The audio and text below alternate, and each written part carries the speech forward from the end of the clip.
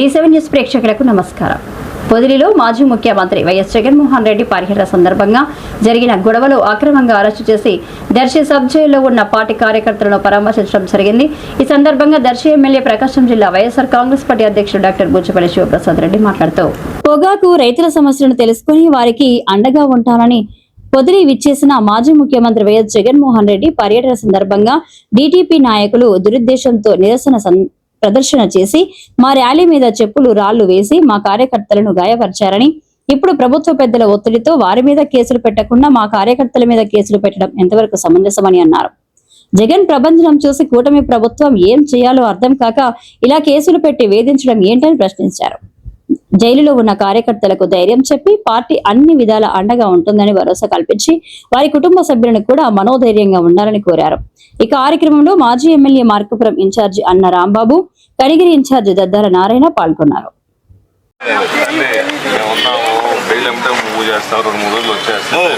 ఏం లేదు, మనం తప్పు చేయలే, వాళ్ళు దుర్మార్గాన్ని పాల్పడ్డారు. జగన్మోహన్ రెడ్డి గారి దగ్గర నుంచి మొదలు పెట్టుకొని శివప్రసాద్ రెడ్డి గారి దగ్గర నుంచి అన్నారాంబాబు దగ్గర నుంచి మిగిలిన ఇన్ఛార్జీల వరకు అందరూ మీకు అండగా ఉన్నారు. పార్టీ మొత్తం మీకు అండగా ఉంది. పడాల్సిన పల్లె, ఇబ్బంది పడాల్సిన పల్లె, సరేనా? కోర్టుకు సంబంధించినవి కూడా మేము చూస్తున్నాము. ఇబ్బంది ఏమవుతుంది చూస్తున్నాము, ఇబ్బంది లేదు.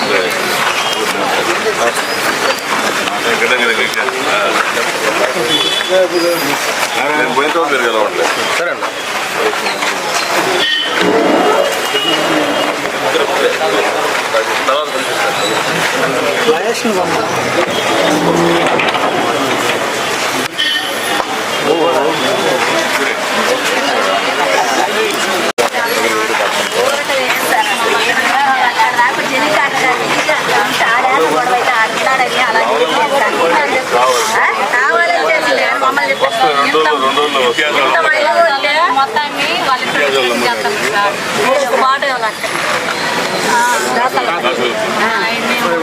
ముందు వచ్చేదే వాడు.